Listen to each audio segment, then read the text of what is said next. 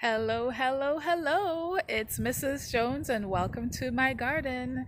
I have not shown you around my garden in a long time, so we are here for an update.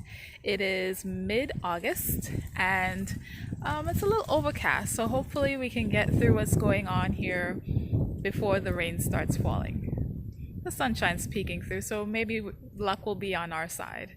So we're in the front yard, and if you recall, the front yard is not just a lawn for me. I have packed in some fruit trees here because that's just what I like to do. So here we go. Up front, we have two avocados. This one is, I think, in its third year. This year, we had a few fruits that barely set and dropped. So I'm crossing my fingers for next year. Over here we have a Hass avocado. We had a really good year with this. This is actually the last one on the tree, but I think we've had maybe about 20 from this tiny little thing.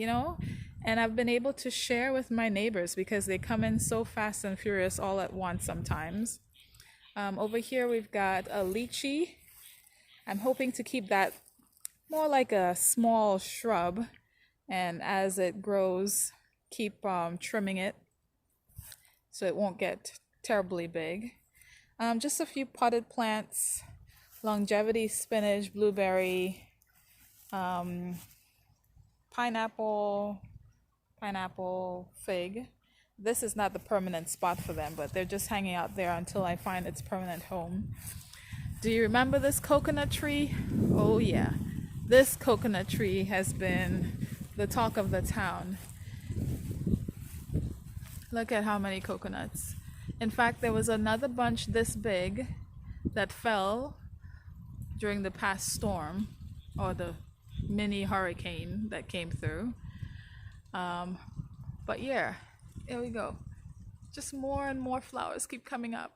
Before I was able to kind of just reach here and pick them, and now I'm gonna have to get ladders to get up there. Now, even though they're starting to brown, the water is really delicious, and I save the flesh for pastries and coconut bake and sweet bread and coconut ice cream. Over here we have a struggling mango. It's gonna get better as it reaches the sun, but I'm not too worried about that. Back there is an avocado tree. It is giant, and I have not gotten fruit from it yet. I'm gonna have to trim some of those branches so it doesn't go too much over to my neighbor's yard. Okay, bear with me. Let's see, we've got a key lime. Not much going on with that one right now. Just one or two limes on there. If I can see a few more. It comes and goes. So back here we have a few pineapples. Let me tell you about these pineapples. So these two were planted at the same time. I got a pineapple from that one last year, and I left it. Why did I leave it? I leave the pineapple that I take because it sends out the little pups off the side. Now this one is probably dead for now, but this one continuously sends out little shoots off the side. And there's none on there right now because I just transplanted them over in the pots that I showed you before. Now a lot of people say, oh, that looks ugly, whatever. It's a little ugly, yes, but I get a ton of free pineapple plants until I see it shows back. So this one I'll probably pull out of the ground because it's done.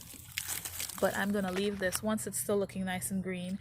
I'm gonna leave it, and over time it's gonna send out more. And over here, these are other little ones that I have pulled off of the side. So for example, I think I got this off of this pineapple plant, and the same goes for that one. I have been putting the little shoots in pots first because what happens is sometimes the squirrels and bunnies will come by, and if I put them directly in the ground, I might lose them. So here are a couple that I'm just gonna let them establish some nice roots in the pot, and then I'll get them into the ground. Here's another one doing really beautifully. So over here, if you're familiar with this is the elderberry bush. And just recently I realized that you can use the elder flowers put into pastries such as in pancake batter and waffle batter and cake batter. But so far I've only used the elderberries, and I've made elderberry syrup, and my friend and I, we've made elderberry jam. The first one was a little bit too thick. We tried again and it looks a little better.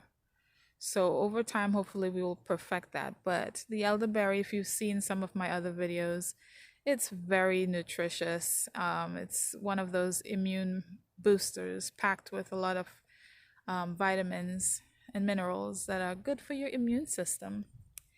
Not elderberry. This is a mulberry. Only a couple years old. So we're hoping by next year we should have some mulberries. And let's make our way to over here. We've got a little papaya that I stuck there. This is a chaya, which is a tree spinach. You can cut the leaves and cook them like spinach.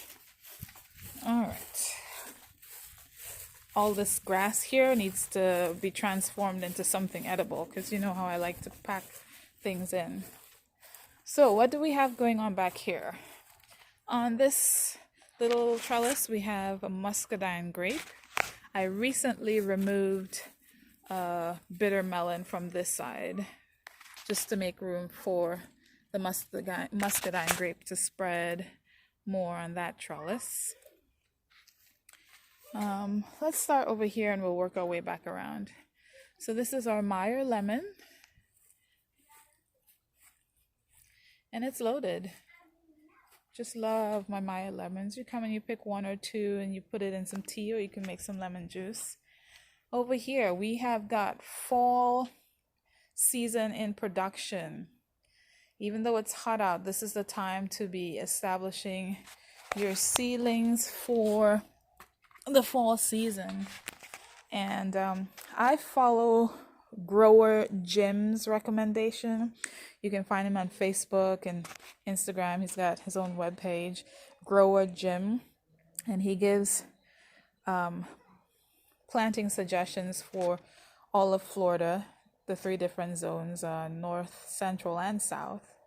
So we've got my eggplant started last month. All kinds of peppers, like sweet, hot, chili, banana pepper, all kinds of peppers, and then a ton of different kinds of tomatoes. So these were started last month. And then all the little ones that you can't see right now are my cruciferous and squash, pumpkin, kale, cauliflower, broccoli,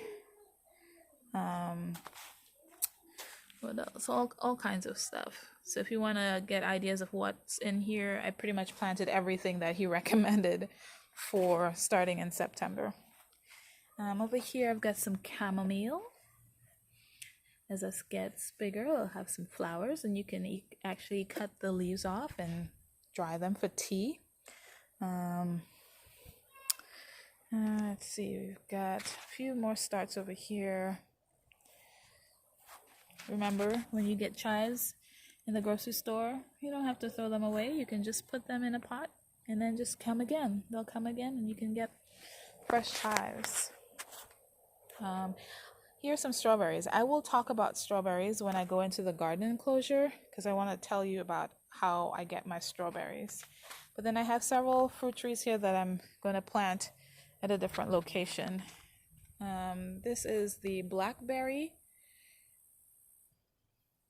Sometimes the blackberry is doing well, sometimes it's not. You never know.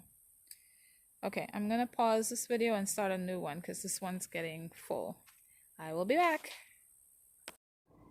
Okay, here we go. So we left off at the blackberries, and over here we've got Florida guava.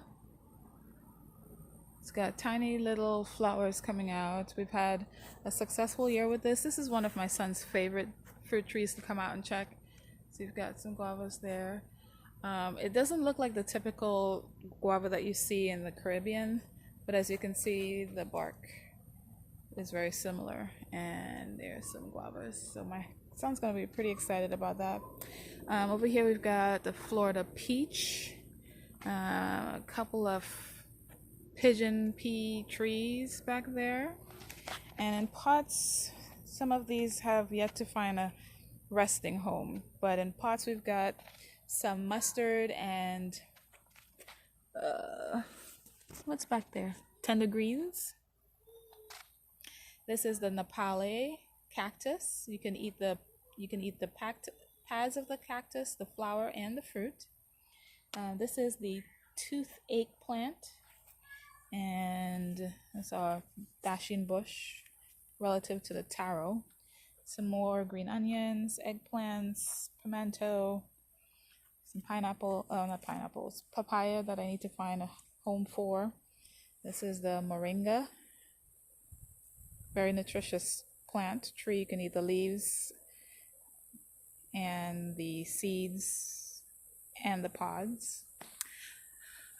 Trying again, part 2 with the passion fruit tower. This one collapsed last year in a storm. I think I braced it a little bit better this year, so hopefully we'll get some fruit on it before it collapses with heavy wind. And back here we've got sapodilla, some cassava in a bucket. I'm trying it in the bucket because it just takes so much effort to dig to find them in the ground. This may or may not be successful. I do have some in the ground, so this is just an experiment. And there's a lot of things you can do, just experiment and see how it works. This is a mamey mango, really large mangoes. I do not know the variety. I just know it's delicious. I'd eat mango regardless of what kind of variety it is. And some more fruit trees that are yet to find a home. I'm one of those persons that buys plants and I don't really always have a place to put them. Some okras.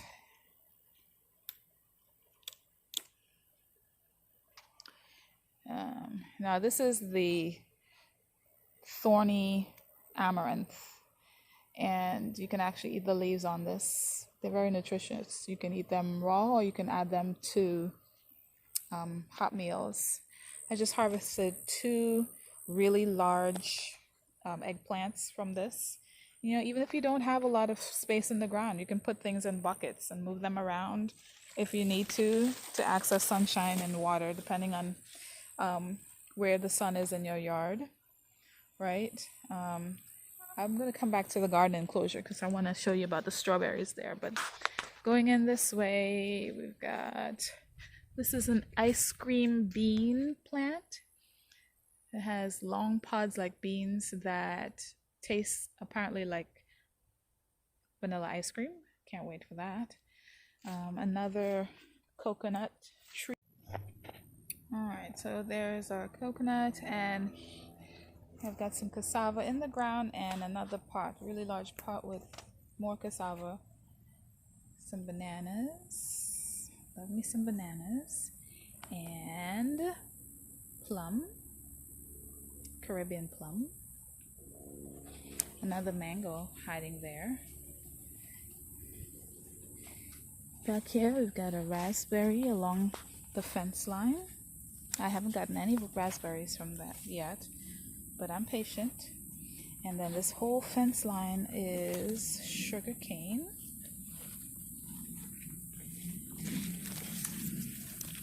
And my compost bucket. We've got a ton of sugar canes back there. It's pretty much just exploded. So this entire corner is dedicated for sugar cane. Alright, and then we've got a Barbados cherry hiding back here. And some volunteer papayas. Sometimes I just leave them, sometimes I move them. And okay, real quick before I run out of room on my camera, this is how I propagate the strawberries. So basically, when they're done fruiting, they throw out runners, and you just put some pots around the runners, and then you cut them off after it's established roots. So from this one season, I think I've gotten about 12 plants just by doing that. And then over here we've got some radishes, cowpeas, long beans, some okra over there. These are all the strawberries that I started. Pomegranate, pumpkin. I'm actually trying to do the same method with the blackberry, putting this down into a pot, and then hopefully it establishes some roots, and then you can cut it loose. Okay, so this is going to be for my pumpkin patch, and when I transplant those seedlings over here, got some sweet potatoes in a container, lots more blackberries, and I know there's a lot of jungle-like things going on here, but it's an organized chaos. Oh, and back there we've got the longest banana plant that I've ever seen. I think there's got about maybe like 12 hands of banana on there. So looking forward to that. Okay, I think that concludes it. So go out there and get excited about planting. There is no better time, especially during the chaos of the pandemic, to grow your own food, right? Because you just want to be able to provide for yourself and your family. So get some seeds, get some soil, and plant. Okay, have a great day. Bye-bye.